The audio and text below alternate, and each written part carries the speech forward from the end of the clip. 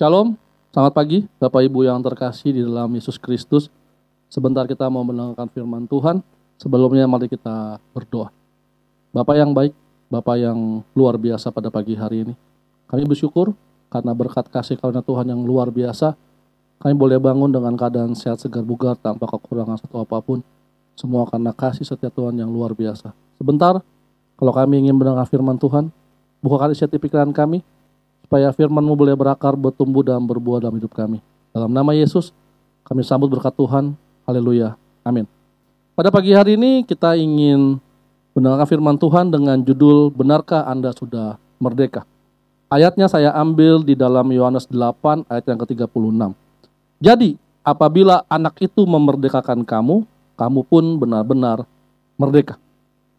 Kalau tadi kita baca ayat itu, kita bisa melihat bahwa kemerdekaan hanya terdapat di dalam Yesus Kristus yang mampu memerdekakan kita.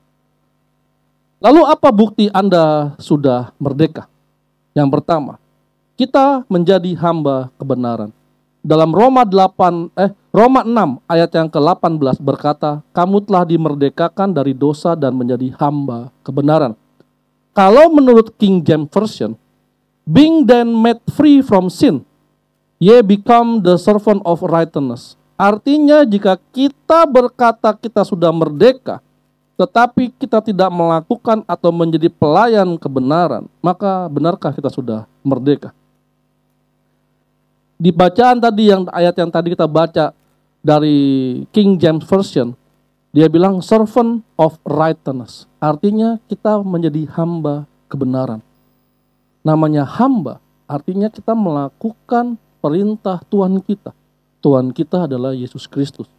Dia adalah kebenaran, Bapa kebenaran. Otomatis kita pun pasti melakukan kebenaran. Nah, jadi kalau kita orang yang sudah merdeka tidak lagi melayani dosa dan tidak lagi menjadi hamba dosa. Lalu yang kedua,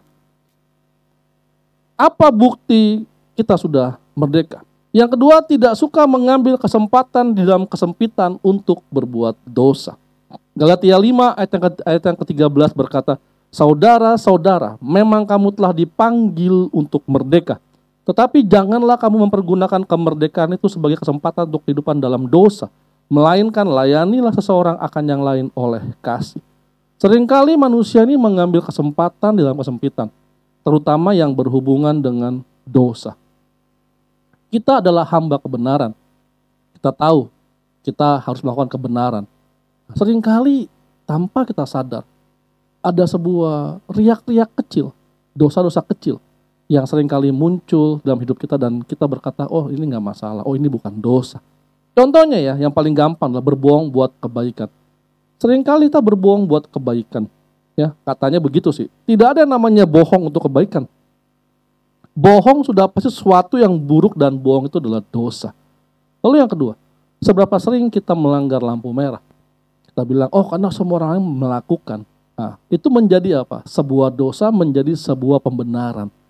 Hanya karena dilakukan oleh banyak orang dan tidak ada orang yang sadar bahwa itu adalah dosa. Bapak Ibu Saudara sekalian, kita adalah hamba kebenaran. Jangan kita buka celah, walaupun hanya sedikit, untuk sebuah dosa. Karena bagaimanapun dosa adalah dosa. Lalu yang ketiga, tanpa Kristus tidak ada yang namanya kemerdekaan di dalam hidup kita. Galatia 5 ayat yang pertama, supaya kita sungguh-sungguh merdeka, Kristus telah memerdekakan kita. Karena itu berdirilah teguh dan jangan mau lagi dikenakan kuk perhambaan. Tanpa Kristus kemerdekaan itu hanyalah semu dan angan-angan belaka. Karena sebenarnya kita masih terikat dan terbelenggu, hanya saja kita tidak menyadarinya.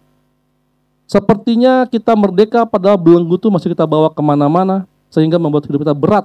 Beban hidup sepertinya terus membuat kita kelelahan di dalam menjalani hari demi hari.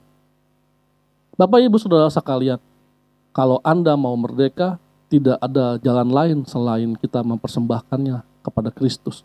Masalahnya bukannya kita merdeka atau tidak. Masalahnya adalah apakah Anda yakin Anda sudah merdeka? Perbuatan apa yang Anda lakukan ketika Anda merdeka?